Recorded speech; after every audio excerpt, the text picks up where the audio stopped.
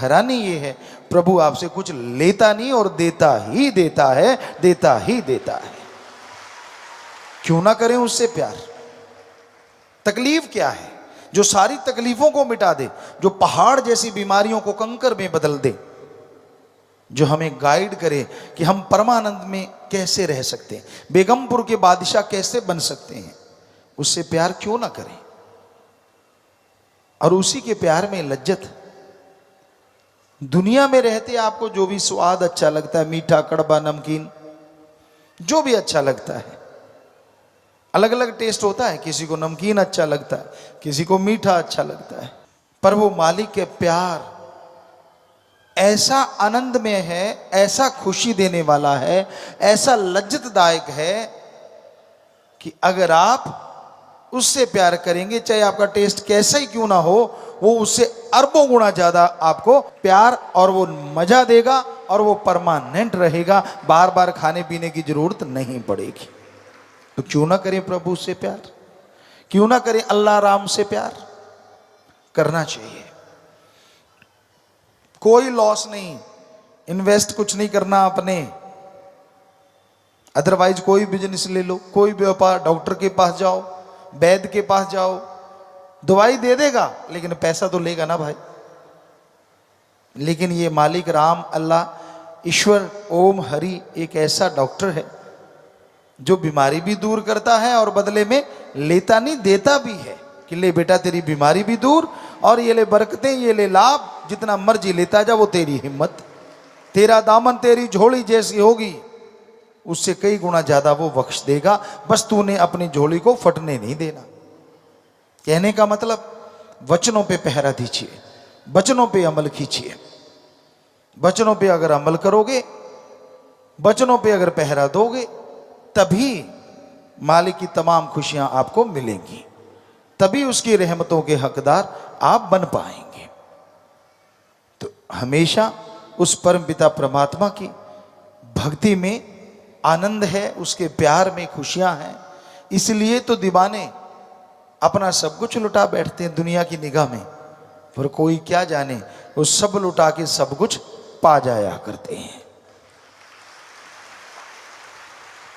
कितने संत पीर पैगंबर हुए समाज में, हर कोई उनके लिए सत्कार, प्यार, मोहब्बत जरूर रखता है।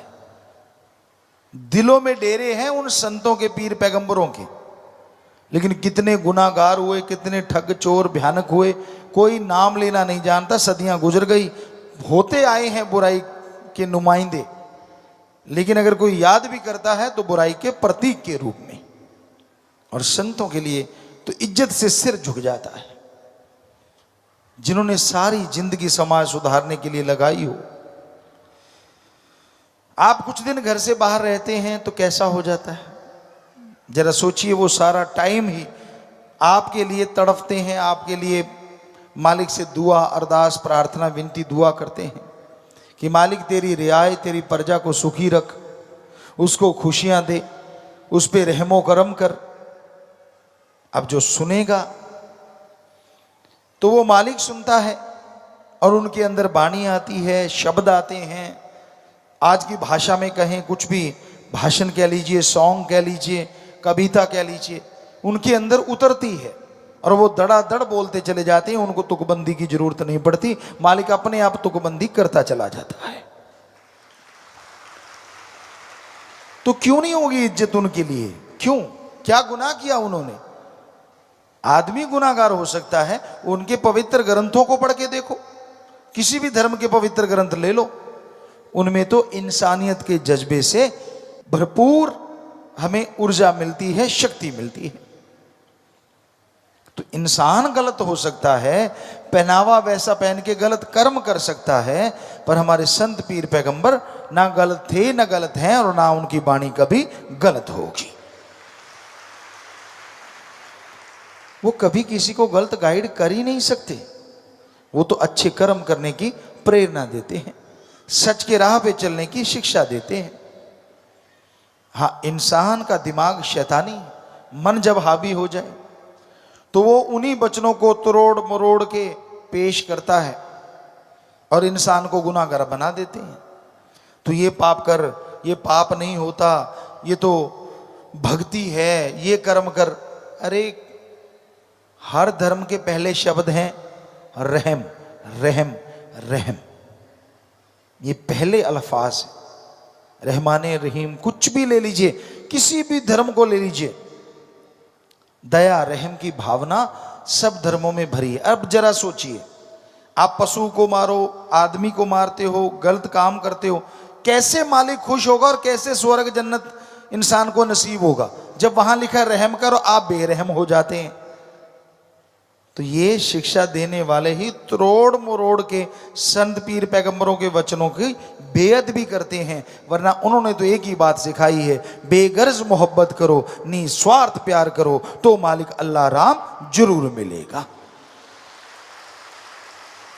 लड़ाई झगड़े नफरत की तो बातें कहीं आती ही नहीं। तो इंसान को संतों के वचनों को सहज भाव से लेना चाहिए। सत्संग जब सुनते हो, उसके बाद संतों के वचन सुनते हो, उनकी समझ बहुत बहुत ज्यादा आती है। अदरवाइज कुछ समझ नहीं आती। आपने कई बार पाठ सुने होंगे अलग धर्मों के, अपने अपने धर्म में सुने होंगे, बल्कि लोग वहां बैठे बैठे उकता जाते हैं, यार कब ये समाप्त होगा और कब प्रसाद मिले और हम चलते बने। सबकी निगाह प्रसाद में ज्यादा होती है, पढ़ने वाला क्या गा रहा है, क्या बोल रहा है, उसकी तरफ किसी का ध्यान ही नहीं होता। तो क्योंकि समझ कुछ नहीं आती, और पढ़ने वाले को भी होता निपटा दूं बस निपटा दूं बस निपटा दूं, उसको कोई मतलब नहीं सामने वाले को समझ आए ना आए, उसने तो अपनी ड्यूटी बजानी है, अपना काम निकाला और चल भाई। तो ये अजीबोगरीब मंजर इस कलयुग में आश्चर्य की बात नहीं है, ऐसे आम बात है। आश्चर्य की बात है यहां बैठो और आपको राम की बात समझ आने लगे, वो आश्चर्य है, क्योंकि यही सच्चा सत्संग होता है। सीधी सादी भाषा, उन्हीं शब्दों को, उन्हीं के पवित्र वचनों को जब सच्चा संत सुनाता है तो वो उस दौर की भाषा के अनुसार सुनाता है, और लोग सुन के जल्दी अमल कर लेते हैं और खुशियों से माला माल हो जाते हैं। वचन वही होते हैं, पर उस समय के वचन किसी और अंदाज में कहे गए। आज का दौर कुछ और है। आज अगर कोई राग गाने लग जाओ, जो पुराने राग थे, बहुत सारे